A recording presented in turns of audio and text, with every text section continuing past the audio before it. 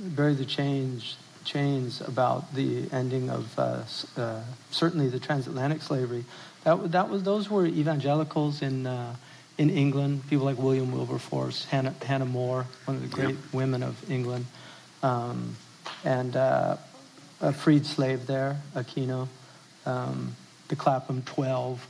They were motivated by religion. Even the Catholic Church was supporting labor unions 120 years ago when it was not popular to support them because they believed in just wage. You have Ambrose in the Catholic Church, and one of the church fathers, has incredible stuff about poverty and how the rich Christians, he said, you're thinking about what stones you're going to use to pave the front of your house. Right. When there are people starving. Starving. Need your attention. Right? So it's not like these things go away. We're dealing with perennial problems. And so I think religion has to be at that. And there are different capacities. I don't think we need contemplatives. Absolutely. We need scholars. It's a very good point. Yeah, we need people. And one of the problems, I think, in the activist community is if you're not an activist, you're kind of dismissed as being part of the problem, whereas you might be doing things that are really important in your own area. And so all of us are pressed for time. So I think it's very important that people understand that we should support good causes in prayer, certainly. And if we're able to, then to support them in other ways. But there's a lot out there going on. I think one of the big challenges that we have right now is the mental illness. I think we're in very unstable times, and I think the opioid crisis is really part of that. I actually had fentanyl, not illegal fentanyl, but legal fentanyl, and I had it in the 1990s, and I'd broken my arm, very bad break, and they gave me fentanyl, and I really understood. I had a spiritual experience on fentanyl.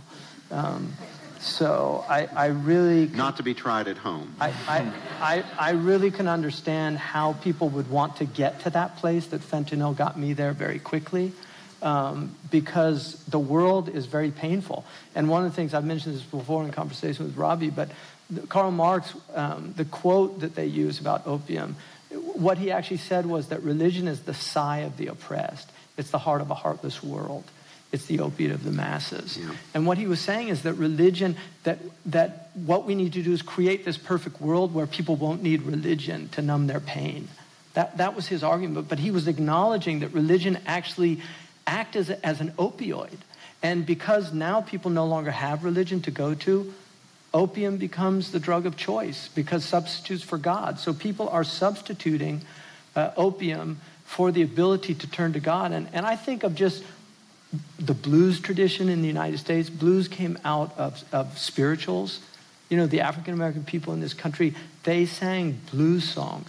Martin Luther King used to quote, he quoted a blues song, I've been down so long, down don't mean nothing to me no more. You know, it's like the blues help people get through. Singing help people get through great trials and tribulations. And so I think religion has that incredible capacity, true religion, to do that. And that's why, for me, religion has been an incredible source of solace for me, that I know that door is always open. And that's a door that should be knocked on constantly. The door of prayer. Prayer is efficacious. Prayer works. We're not talking to ourselves, as some would imagine. We're talking to a living, eternal God that listens and will give people what they need to get through the trials and tribulations that he's allowed to exist in this world. I want to lay some emphasis on a point